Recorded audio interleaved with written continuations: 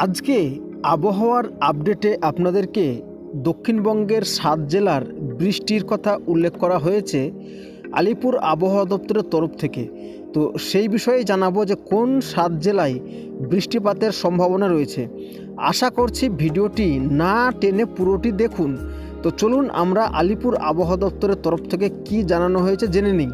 আলিপুর আবহাওয়া দপ্তর জানাচ্ছে শুক্রবার অর্থাৎ আগামীকাল থেকেই আবহাওয়ার আমূল পরিবর্তন আসতে পারে এবং দক্ষিণবঙ্গের একাধিক জেলায় হালকা বৃষ্টিও হতে পারে। তারপর শুক্রবারের পাশাপাশি শনিবার দক্ষিণবঙ্গের একাধিক জেলাতেও বৃষ্টির সম্ভাবনা রয়েছে, অর্থাৎ শুক্রবার এবং শনিবার একাধিক জেলাতে বৃষ্টিপাতের সম্ভাবনা রয়েছে। এক্ষেত্রে 7টি জেলায় বৃষ্টিপাতের সম্ভাবনার কথা জানিয়েছে আলিপুর আবহাওয়া দপ্তর। তবে শুক্রবার এবং শনিবার হালকা বৃষ্টির কথা যেসব জেলাগুলিতে জানানো হয়েছে সেই সব জেলাগুলি হলো পুরুলিয়া, বাঁকুড়া, পশ্চিম বর্ধমান, পূর্ব বর্ধমান, বীরভূম, মুর্শিদাবাদ এবং সবশেষে থাকছে নদিয়া। তো এই সব জেলাগুলিতে শুক্রবার এবং শনিবারের মধ্যে কিন্তু বিক্ষিপ্তভাবে অস্থায়ী বৃষ্টির সম্ভাবনা রয়েছে। তো এ বিষয়ের উপর ভিত্তি করে আলিপুর আবহাওয়া দপ্তর কি জানাচ্ছে তা চলুন আমরা সরাসরি জেনে নিই এই মুহূর্তে।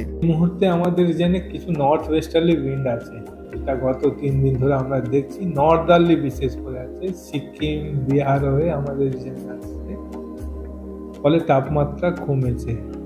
আজকে 14 ডিগ্রি আমরা কলকাতাতে রেকর্ড করেছি। এক্সপেক্টেড যে আগামীকাল হয়তো 0.5 আরও নামতে পারে কিন্তু টেম্পারেচার।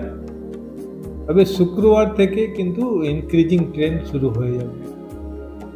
কলকাতাতে 16 থেকে 17 ডিগ্রি কাছাকাছি আবার মিনিমাম টেম্পারেচারটা যাবে।